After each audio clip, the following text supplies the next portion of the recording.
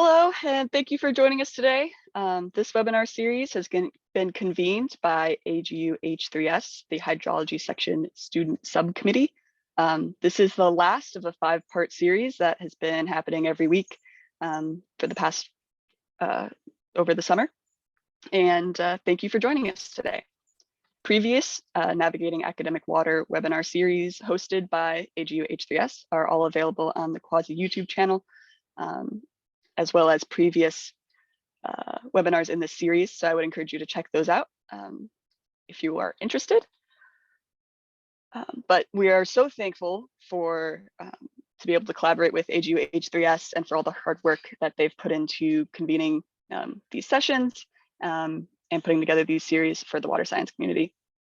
My name is Julia Masterman. I'm the Education and Outreach Specialist for CUAHSI. CUAHSI is a consortium of universities for the advancement of hydrologic science, Incorporated. Our mission is to advance water science by strengthening interdisciplinary collaboration, providing critical infrastructure through our data services, and promoting education in water science at all levels through programs like this one. I'd encourage you to visit our website, sign up for our newsletter, or join our community Slack channel to learn more or to get involved. I'll put links to those things in the chat in a moment. CUAHSI is celebrating our 20th anniversary this year. Thank you to those of us who joined us earlier this summer at the biennial colloquium. If you missed out, the recordings are also on the CUAHSI YouTube channel if you want to catch up. Before we get started, a few logistical things. This webinar session will be recorded and posted on the CUAHSI YouTube channel later this afternoon. This first hour will be.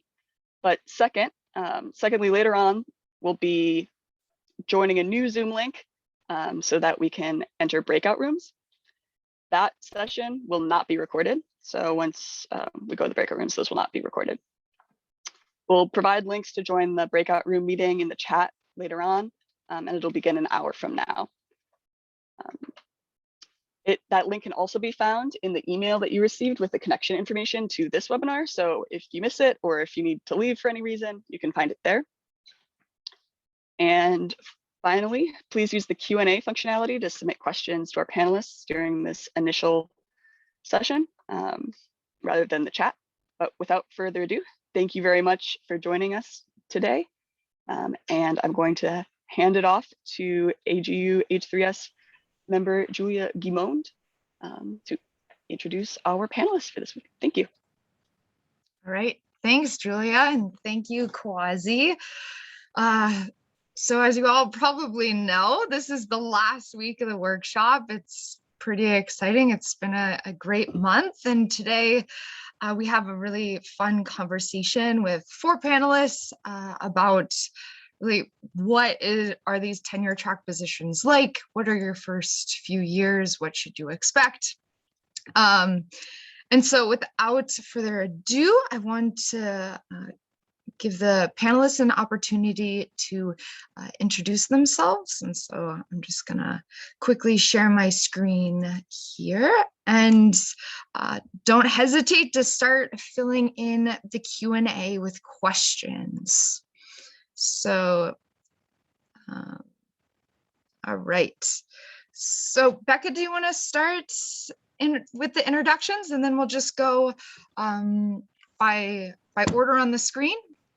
Okay, sure. So like she mentioned, my name is Becca Barnes. I'm an associate professor of environmental science at Colorado College. So I got tenure right before the pandemic.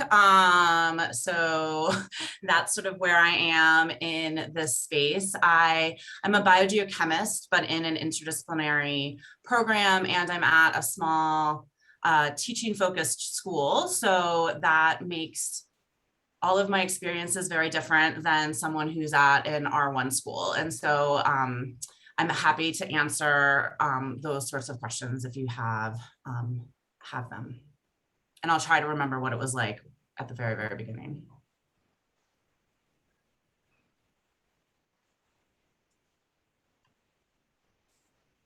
I guess I'll go next. I'm Jennifer Druhan. I'm about to be an associate professor. I got the tenure news a couple months ago, which is really cool.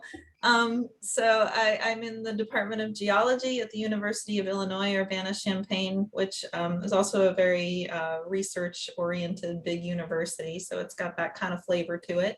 My work is mainly in hydrogeology. I develop software that couples fluid flow with chemical reactions in something we call reactive transport. And I'm delighted to be able to share what the last 5 years have been like.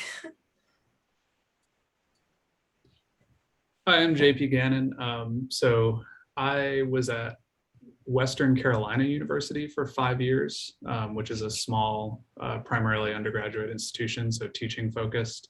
And then about 2 years ago, I moved positions to Virginia Tech, where I'm a collegiate assistant professor, which is a kind of a unique position in that I'm at the assistant professor rank, but I'm not eligible for tenure.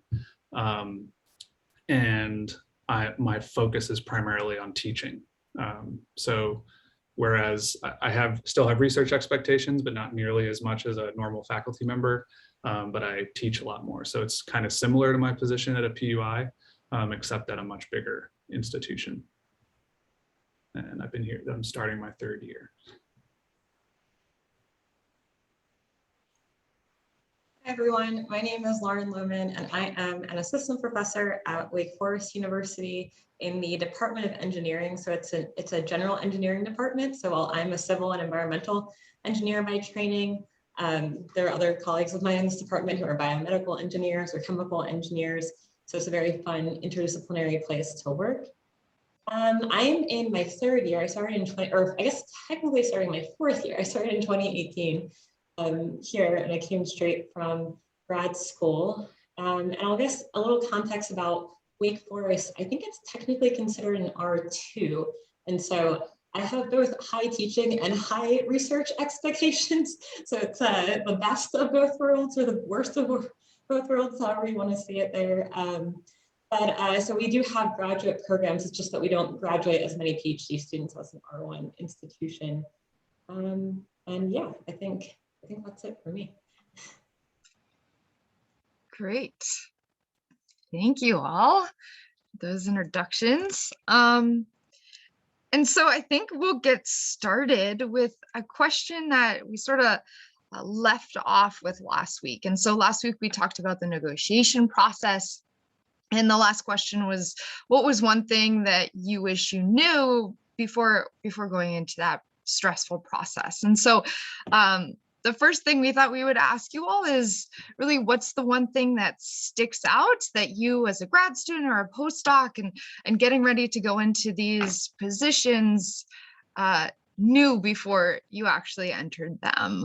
And whoever feels like they're ready to answer that question is welcome to jump in.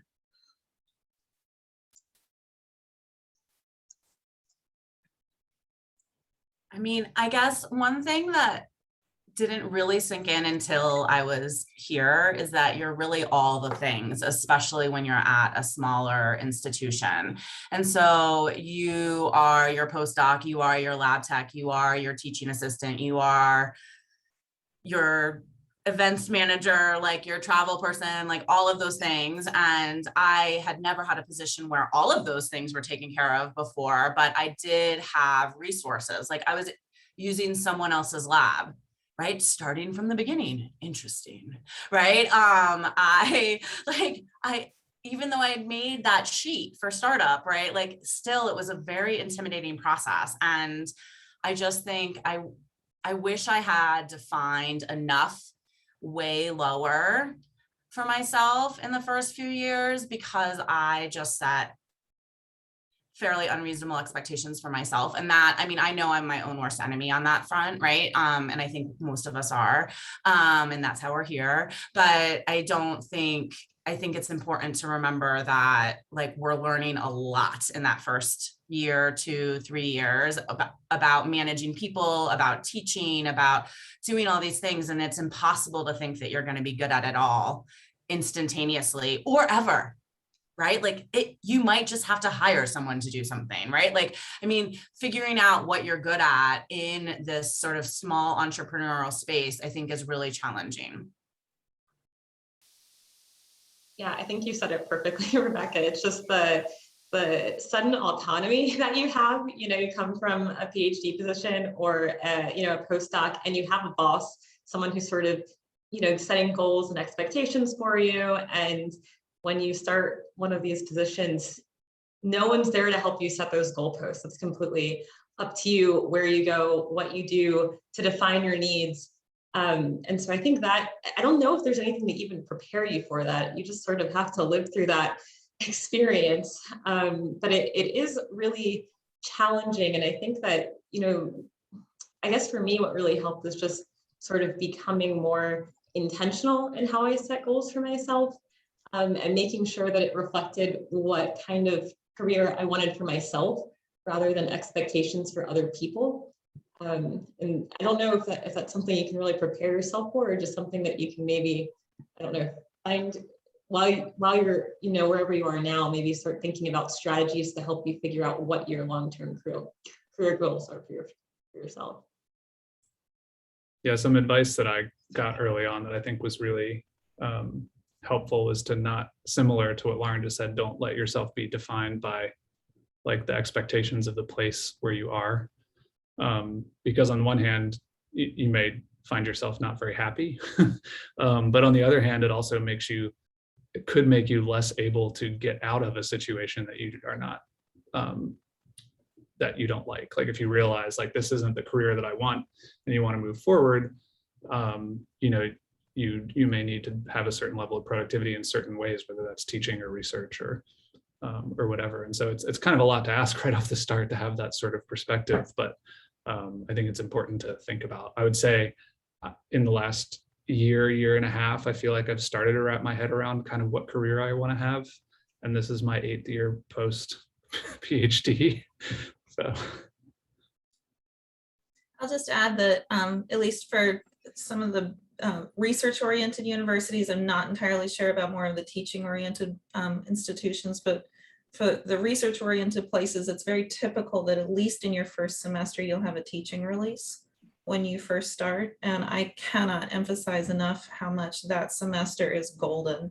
And it's, maybe to put a positive light on it, you're going to show up with a lot of energy and a lot of excitement, and you're going to make a lot of mistakes and go in a lot of different directions, and that's great. And that first semester is wonderful to be able to kind of start getting proposals going, start wrapping up papers that maybe you needed to complete, start thinking about how you're going to set up your courses when you begin to teach. And I guess in hindsight, one thing that I didn't expect and I wish that I had taken better advantage of in that first 6 months was that freedom, when honestly people kind of get out of your way and leave you alone and let you set up your office, and it's kind of great.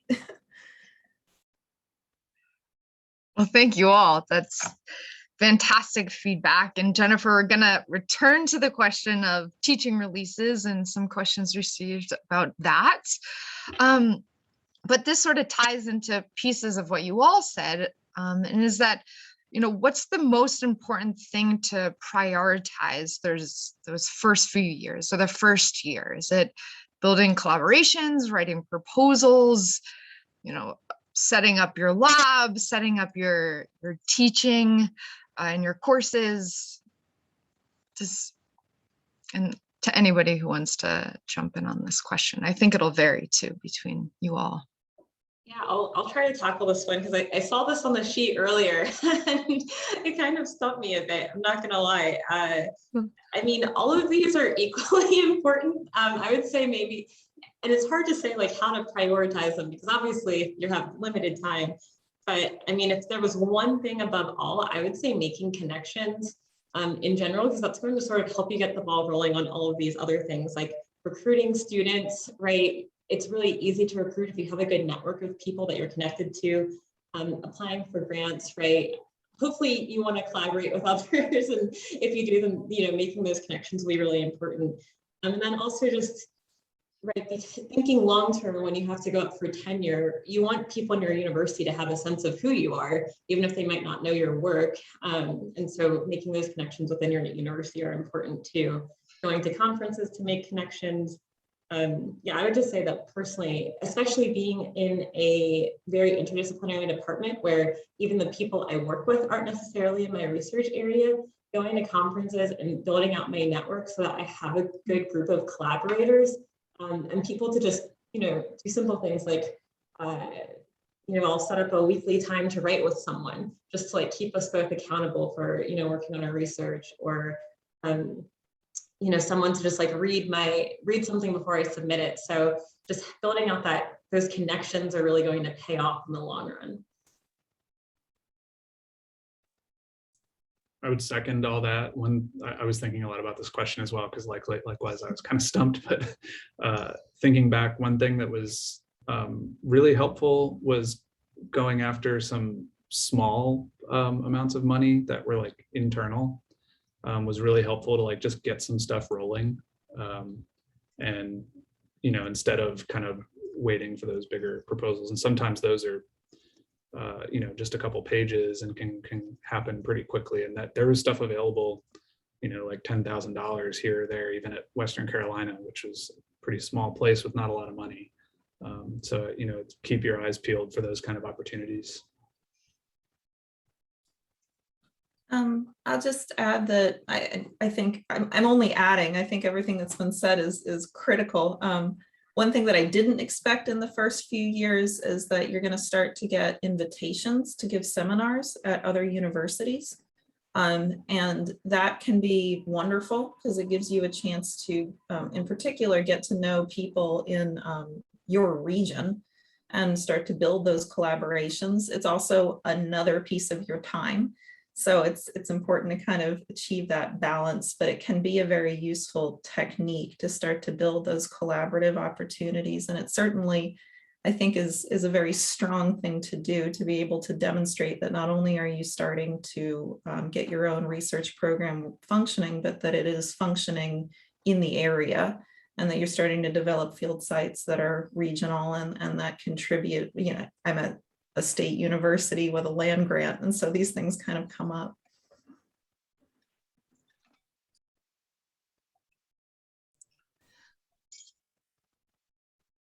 I can add or not add. I guess I would just say that I think, just to reflect on what everyone said, because I agree with everything, but going back to what JP said earlier, like, think about what you want your career to be, and then think about the requirements for keeping your job, and figure out where that Venn diagram is. And like, because you will not have enough time to work on everything. And I am such, oh my God, I mean, everyone who asked me to give a talk, I'm like, really? Okay, sure.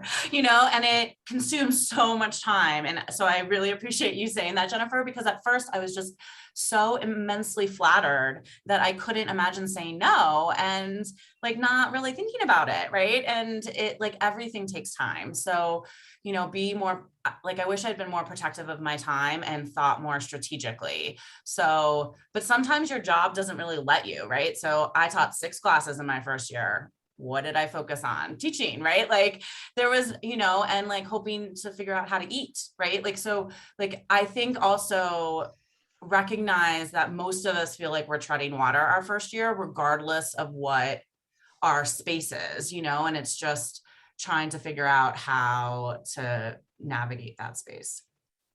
It took me a long time. My learning curve was not awesome, I will admit. Well, we thank you all for your time today, very much so. And so this also is a pretty smooth transition to a question received earlier, were the expectations for your first year and the expectations for tenure clearly laid out when you began this position? And if not, how did you go about finding out that information? I think that, well, maybe the easy answer is to say no, because it's never going to be clear, but it's a little bit unfair to just leave it at that, because it's a lot like the question of how do you split your time. I mean, there's a million different things that need to happen, and it's kind of up to each individual to figure out their road and their way of prioritizing and their goals. And tenure is the requirements are kind of the same. Like, I don't think there's any two tenure packages that get submitted to the university that are identical. And so it's not like they're going through and checking a bunch of boxes, and if you miss a box, then it's over, right? Like, you could be maybe okay in one area and really strong in another. And so I think for that reason, I'm trying to be generous here, but you're never going to get a straight answer to that question of what are the tenure requirements. But you kind of know, right? You kind of know that you have to demonstrate, a publication record, you have to bring in some grant money, you have to do well with your teaching, you have to be generally well respected by your colleagues. And from there, you can start to sort of build out the areas that are going to be real centerpieces in your tenure package. So that was a long way of saying, for me, I never got a straight answer. And I was at first frustrated by that and ultimately made peace with it. Yeah, I completely agree with everything Jennifer says. No one's going to tell you you need this number of publications, this much grant money, and these are the scores that you need on your teaching evaluations. And in some ways, that's actually really good, right? Because you don't want to have to be a carbon copy of someone else to get tenure. And going back to what JP and others have said earlier, this is where it's your opportunity to define what success in your career looks like.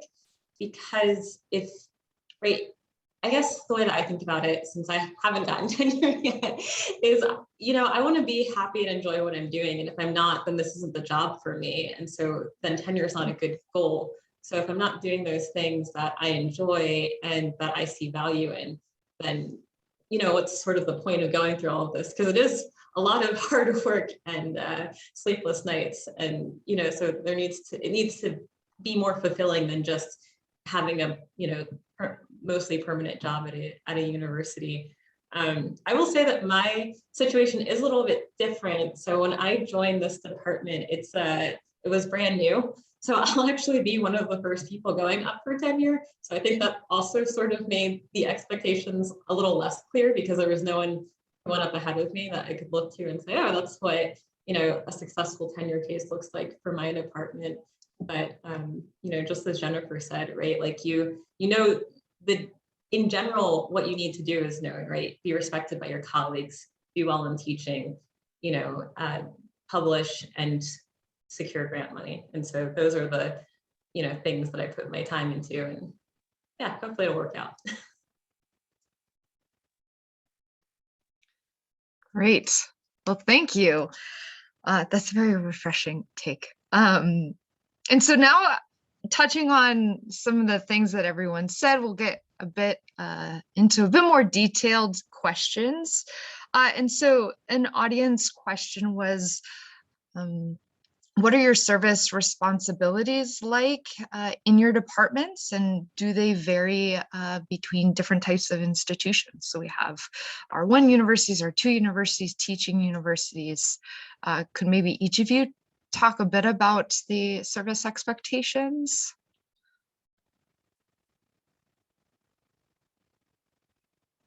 Well, hopefully mine are the highest, so everyone will feel better. We at CC, we don't have a teaching release. We have a service release our first year, in the sense that we're not on an all-campus committee our first year, and we do not have student advisees our first year. Our second year, we all get 9 to 11 advisees, and we are put on all campus committees. So my second year, I was the natural science representative for the assessment committee, i.e. I was getting every STEM department to turn in their assessment reports on a quarterly basis as a second year faculty member. We're expected to go to faculty meeting every month. We have individual department meetings, and department service starts essentially the moment I arrived, though I was protected from a hiring committee in my first year by my chair, which was very nice. while other members of the department were asking me to be on it, my chair was like, no, it's Becca's first year. She should not be on a hiring committee. So the challenge at the smaller institutions, at least in conversations, and I'd like to hear others, is that we have all the same things that we need to do, but way fewer people to do them. So, you know, when I've talked to my colleagues in this similar space at a big school, they're like, I'm sorry, you were doing what in your second year? So I think it really is going to vary a lot, but it's something that I did not think to ask about at all. And I don't know if it would have changed my decision because I only got one offer, but so I took it. And but I think that, you know, it was something that I was not expecting. I expected to advise students. I wasn't expecting to be asked to be on all these like innovation certificate committees and blah, blah, blah, blah, blah, right? And when it's the dean asking you, you feel like you can't say no. I now have no Post-its everywhere in my office, which my students tease me about, but it is a really challenging thing at least at my institution. Service is constantly pushed upon us. So I can just add on, since Western was similar. I had a service release the first year, and then it just sort of built throughout the pre-tenure years. So like the second year, it was primarily departmental committees, and you were just assigned stuff. It wasn't like you couldn't really choose. It was just like, here's what you're doing. And then I think in the third year is when we were expected to start serving on college and university committees. And then again with the, you know, the formal advising load of like 10 to 20 students, depending on the year, in addition to that. And some of the, I would say one maybe piece of advice, if you have multiple committees that you can choose, like which one you want to run for or whatever, like talk to people. Some committees are not much work at all. And then other committees, like assessment committees, are a lot of work. And so that's something to keep in mind. Yeah, I guess I'll keep the trajectory. So I guess the breakdown for me is 40% research, 40% teaching, and 40% and 20% service. And so like, while that's like the general breakdown, that's certainly not how it feels time-wise, the amount of time that you put to those, and you know, in any given amount of time. I will say that the amount of service that I have as a junior faculty member is much higher than it would be if I wasn't in a brand new department. So when I joined, I think there were only I was part of a new cohort of 3. And so there were 7 of us total. And so every new hiring committee I was on pretty much. So I was on a committee my first year, and my second year I chaired a search committee. And so that was a ton of work. And just it also, you'll find different universities sort of bucket things like advising differently. So technically advising falls under teaching for us. So it doesn't get counted as service. And so my teaching is supposed to include both teaching and doing advising. And so when it comes to that 20% time service, the advising doesn't get bucketed there, which means that I have apparently more time to do other things there. Yeah, and then just I'm serving on a search committee for a university level position this year. So that's sort of my first time doing anything university-wide, service-wise. I'm trying to think if there's any. I mean, I guess, you know, if you're interested, technically, when you ask about the breakdown in your time, that'll give you an idea of how much service that you'll get. And then if you talk to people at a given institution, they can usually give you the, you know, what they generally do. But for me, it's mostly been search committees. And then because I'm in an engineering department, ABET, which is our accreditation board, and that takes up a lot of time too.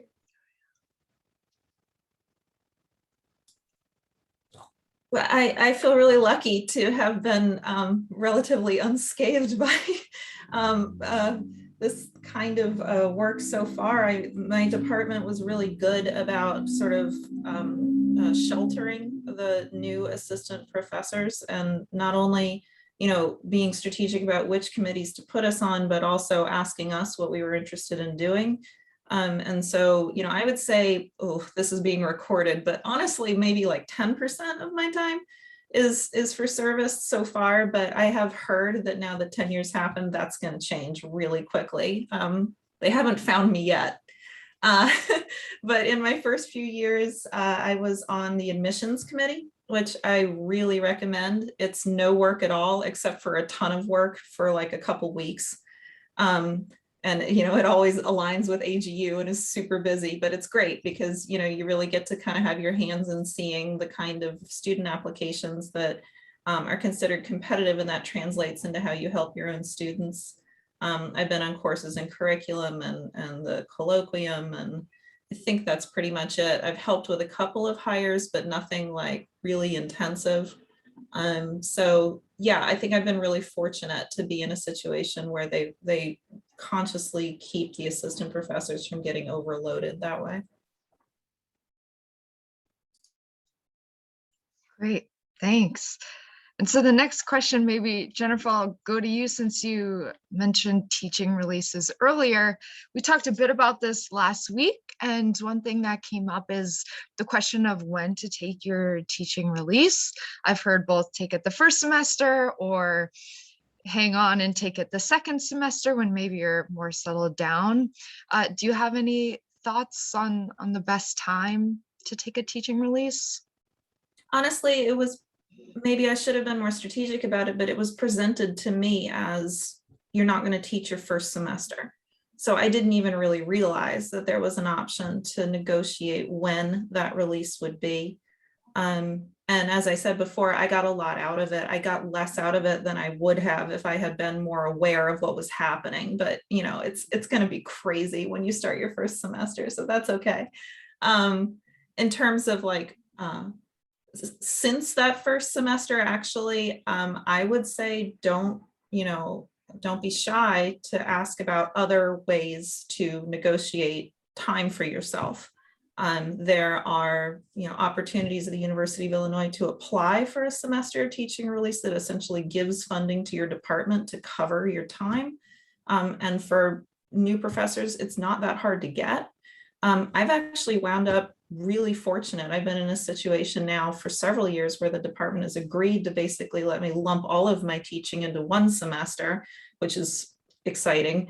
But then the other semester is free, and that works really, really well for me. And that's just because I asked. So I would say that there's more flexibility than maybe it appears in some institutions anyhow.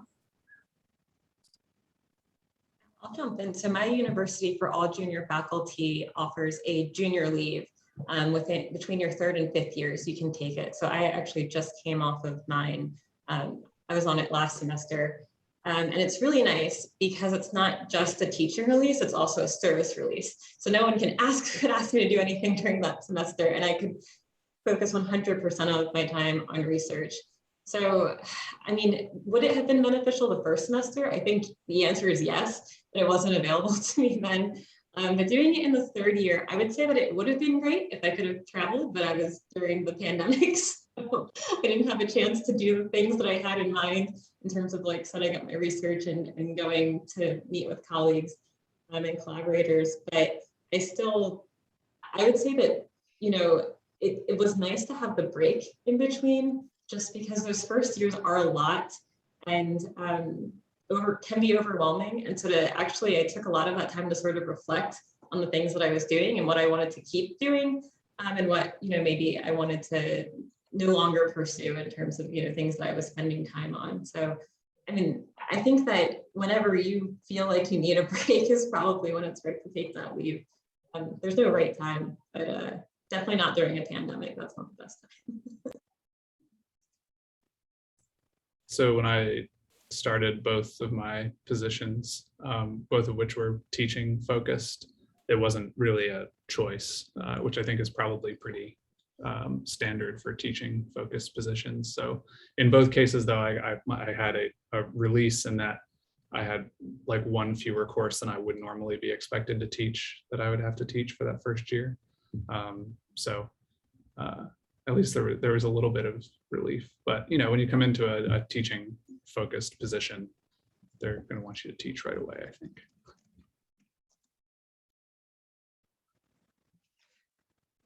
All right, so at this point, we've had a lot of questions sort of on the topic of mentorship and and early career cohorts. So I want to transition to a few of those questions at this point. And so one question from the audience is, did you find it relatively easy or difficult to find a cohort of new faculty, either at your institution or within your discipline? And if so, what resources did you find useful to find that group of people?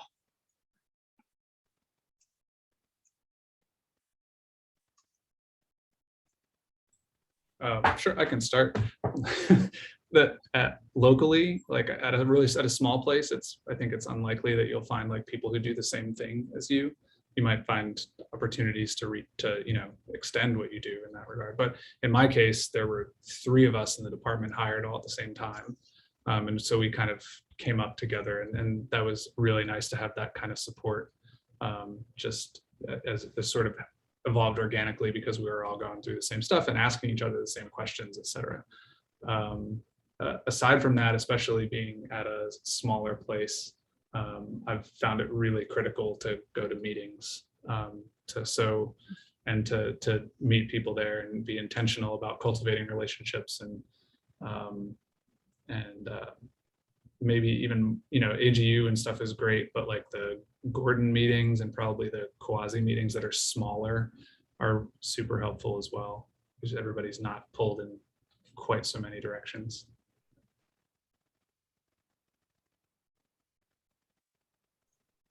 Add that, when you start a new position, there's usually like a new faculty orientation. And so you can meet, people who are starting that year with you. A lot of the people that I still stay in touch with, I met at new faculty orientation.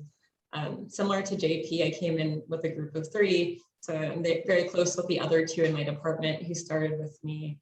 And then, otherwise, usually there are social hours that, at least at my institution, that are hosted by the college. And so I like to go to those my first couple of years, just to sort of meet different people and really meet people from all over, not just in other academic departments, but it does actually help to know people who are like in the finance office or in like the technology division, because sometimes you need help, and having like a direct line to someone can be really helpful. But then, yeah, socially, I think socially it's hard to necessarily meet people like once you move to a new city. But if you have a hobby or something, it's a great way to meet friends.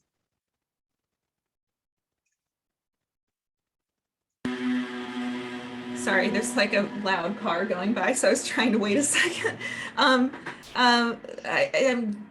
killing myself because I can't remember the name of the program right now, but I actually went to sort of a new faculty boot camp sort of thing for people in the geosciences. It was 3 days in Virginia at a university, and it was 5 years ago. And I can't remember what it was called, but it was somewhat NSF sponsored, and it was really cool. I mean, some of it was useful, some of it maybe less, but it gave me an opportunity to meet a bunch of people that then I knew at meetings for the next 5 years and could say hello to.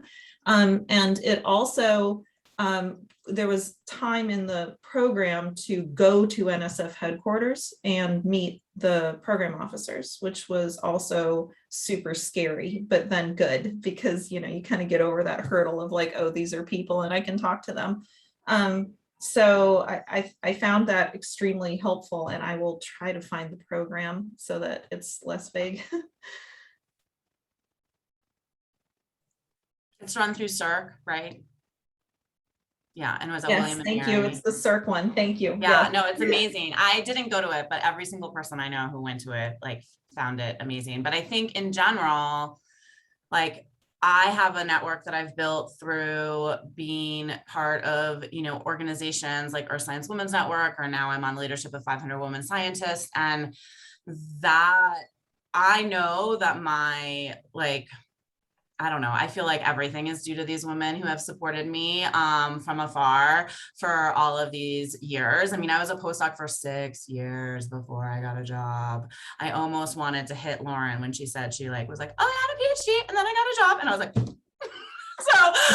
But everyone has different paths, right? And like it doesn't, right? And there's reasons behind all things, and it doesn't, I'd like to think that it doesn't mean that I'm a worse scientist than her. But I do think that my support network of my sort of science friends who have become friends outside of science as well has been so critical to me continuing my research, me thinking about how to redo my classes. I totally also like have the same feeling that Lauren had. I was lucky enough to get a junior sabbatical. So I had a semester, and it was very much, I used it as a reflection to figure out, well, how can I do this better? Because what I'm doing is maybe working, but it is exhausting and I cannot maintain this. And it's when I like sort of first started thinking about my career grant. It's when I first started thinking about, okay, yes, you can do all the things, but do you need to? Right? Like figuring out where to say when, which I'm still very bad at. But I think that all of these things, it's so helpful to have other people's perspectives outside of your institution, as well as within your institution. And there were 13 faculty hired my year, which is a lot when you only have 225 faculty. And so my first year, we were really good about going to all the like pedagogical things that they offer on campus together. And, of course, we don't do that all the time anymore, but I think it really provided this lovely space for us to ask each other questions, or just to normalize the flailing that was happening inside our bodies. And, we were hoping not too apparent on the outside. So, and CC, right, we have this very interesting way of teaching, and that's new for almost everyone. And so teaching an entire class in 3.5 weeks is a special sort of challenge. And it was really lovely to have these humans figuring it out together. And I think it actually helped that we weren't the same, right? Like I was the only person who was a physical scientist, right? Like, or no, that's not true. There was a chemist, right? But but I just think that sometimes you can learn a lot from people who are in a department really different than yours from the teaching perspective. All right, so this hour is flying by. There's a few more questions that I want to squeeze in. So one of the first audience questions that was asked today is a question about field sites and sort of transitioning your research program. And so the question was, how did you pick your field site and the first research projects for both grad students and postdocs, as well as maybe yourself? Like, were these field sites just continuation? Did you have to establish new sites within the area? I think this will probably depend on the research and the person, but if any of you had any experience with this, I wanted to make sure we asked that question. Yeah, I'll start. So my research is mostly focused on understanding vegetation responses to extreme events like drought, fire, hurricanes, flooding.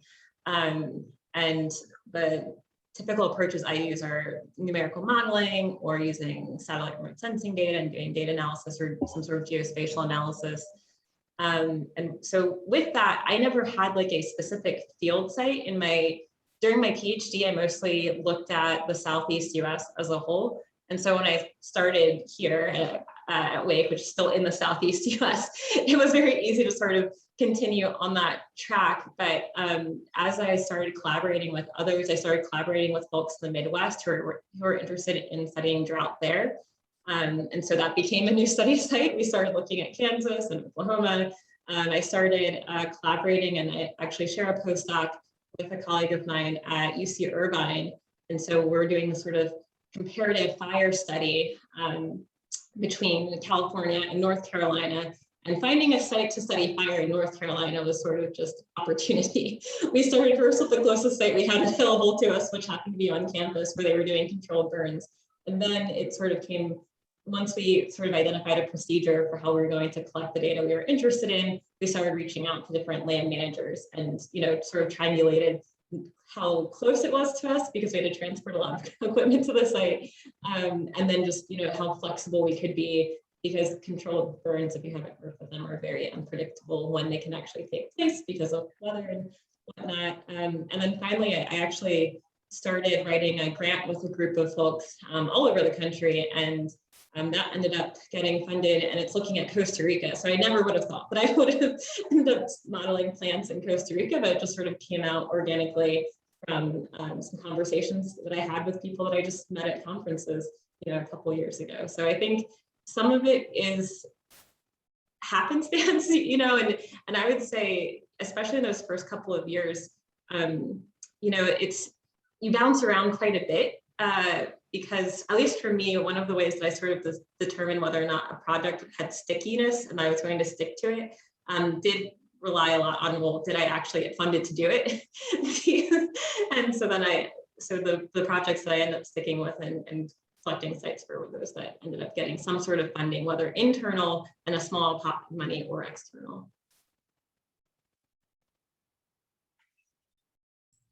So for my research interest of like runoff generation and headwater catchments, and the fact that I'm primarily working with undergraduates and often in course-based undergraduate research, something that I really like to do, I needed to find stuff that's close, like as close as possible.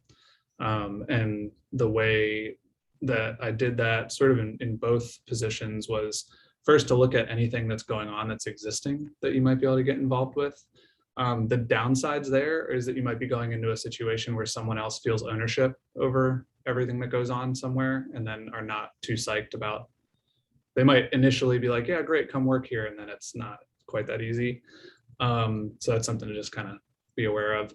And then the other one, and it's worked really well here at Virginia Tech, is just sort of looking for opportunities nearby and then approaching the land managers about establishing a research site. We have a park that's right outside of the campus, and they were excited to collaborate with someone from the university. And, I was able to make it really clear that what I wanted to do would be really hidden and not obtrusive to anything that was going on the trails in the park or whatnot. And that's been a really good collaboration, and it's really close by, et cetera. So of course there's some, that has its own challenges because you're starting off with zero infrastructure basically and have to go from there. But it can also be nice to just be able to do whatever you want as long as the land managers are cool with it. All right, so in the last 10 or so minutes before we transition to the breakout rooms where everyone can ask some of these great questions that we won't have time to ask, we wanted to talk about, and we already touched on this a bit, but the most difficult aspect of the transition, and building on that, what qualities of a department or an institution or things that you just did yourself made that transition easier or harder? Does anyone want to jump in on that first?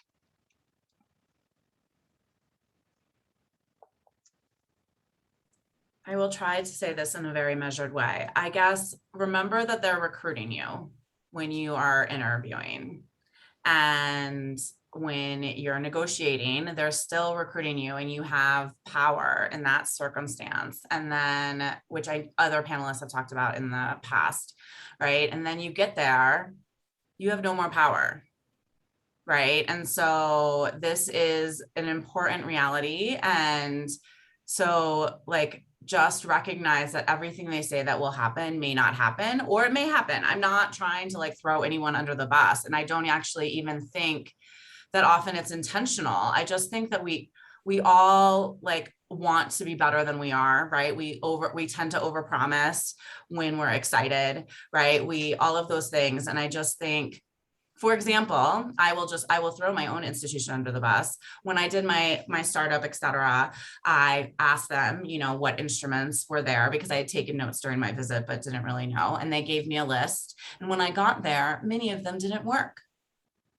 I didn't ask which instruments worked, was what was pointed out to me. And I might not have been the most respectful in my response to that, but I think that it is important to just realize, my expectations coming from R1 schools, national labs, et cetera, right?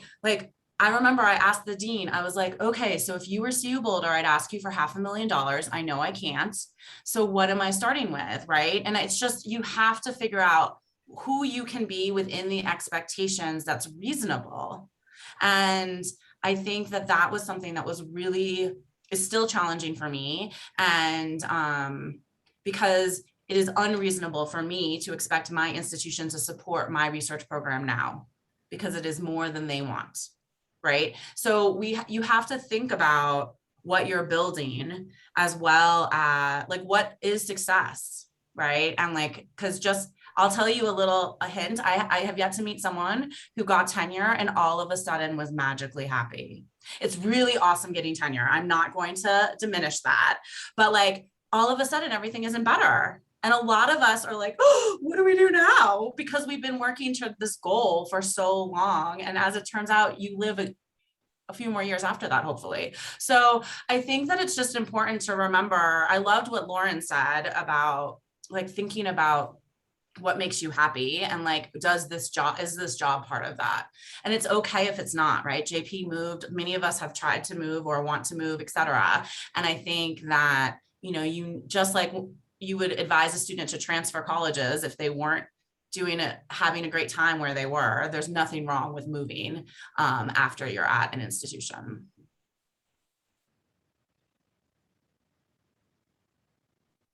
And actually just follow that up with there is no perfect job out there either, right? Like it's so easy to compare yourself and say like, oh, well, maybe Jennifer had less service and, Rebecca had more service. But like, that doesn't mean that the rest of the things hold equally, right? So there's no perfect job and there's no, right? Everyone's going to be different in every situation. So making those comparisons are really hard to make anyway. So you really do just have to be content within yourself and know what is going to make you happy at the end of the day, and not put people on a pedestal because it seems like they are in a better position, because you don't know what the full story is. And I think, was the original question about like what made it easier to transition to the This is going in a great direction. So however you want to take it.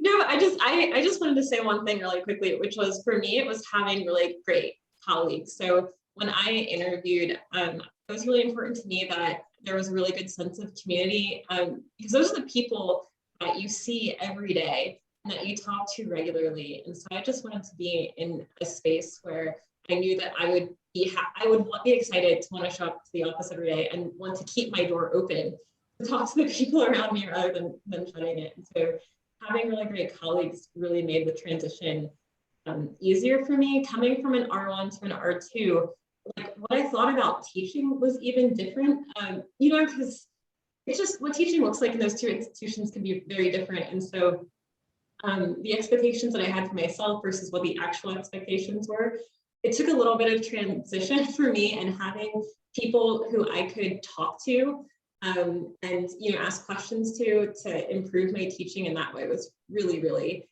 helpful. So yeah, for me, colleagues can make the transition much easier.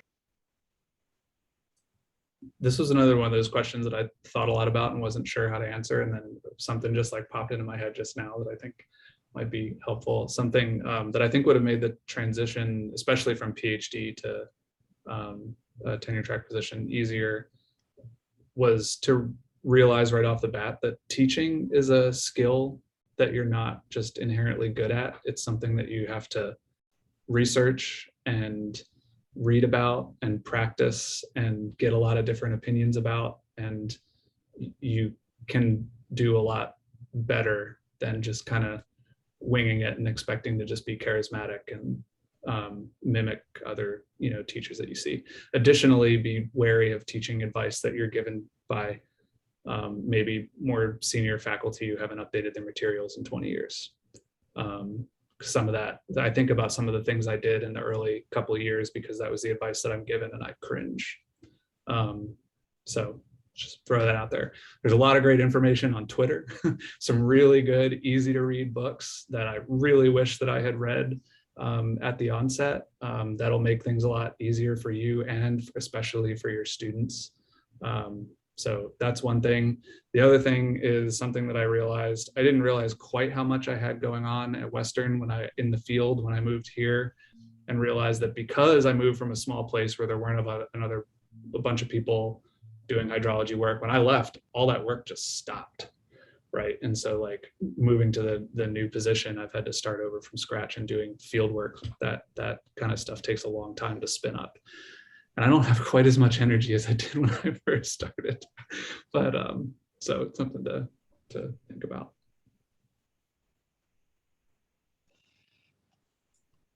I'll just say, I think what JP just shared is really, really important. Teaching was one of the big ones for me that I didn't see coming. I kind of thought that I could just wing it. Like, how hard could it be? And it's really hard. And the students have high expectations, and it's, at least for me, not something that I really got to practice that much before I started in the tenure track. So it was actually very difficult to go through the process of realizing it wasn't just easy and I wasn't just good at it. And it took time to realize that I needed to read those resources, like he mentioned. So I think, cutting yourself a break when you get started and giving yourself the space to realize that this is a new skill that you have to learn is really important. And in terms of the transition, I'll just add one more thing that I felt like I realized in hindsight, and that is that I think, if you're going to a department where everyone's excited for you to join them and it's, a good group of people, they're going to start sending you stuff. They're going to start sending you, prospective students who have contacted them. They're going to start sending you, I don't know what else, proposal opportunities and a million different things. And when I got started here, it was wonderful to feel that support, but it was also, I took it as like, oh, I have to do that. And so I think it's important to step back and realize that your department is trying to support you, but they're not giving you assignments. They're just giving you the information that they have available. And so taking that as, something for you to filter and use as you wish, rather than thinking that someone's going to stop you in the hall and be like, well, didn't you do that thing that I suggested? Is an important thing to keep in mind. And that's all I've got. Well, that's all really fantastic advice. And somehow we're nearing the top of the hour. And so I think we'll end with that question, because I just want to take this opportunity at the end of this session to first thank all the panelists for the incredibly insightful discussion. I found it incredibly helpful, and also thank CUAHSI, who has supported us not just this week, but for the 4 weeks prior. And so thanks to Julia Masterman, who has sort of been working nonstop in the background, as well as all the H3S members. But don't leave yet. We still have a whole nother hour, and it's really a great opportunity to have a little more relaxed conversations. It's not recorded. And so in the chat is the link to the next breakout room. And so over the next few minutes, we'll all transition there, and at 1:05 Eastern time, we'll then break out into those smaller groups, which have been really fun. So I hope many of you will stick around. And so thank you again, panelists. And Julianne just put that link in the chat. Again, it's another Zoom link. You'll have to enter your name and your affiliation, but we'll see you all there. There's still lots of questions that we didn't get to, so don't forget them.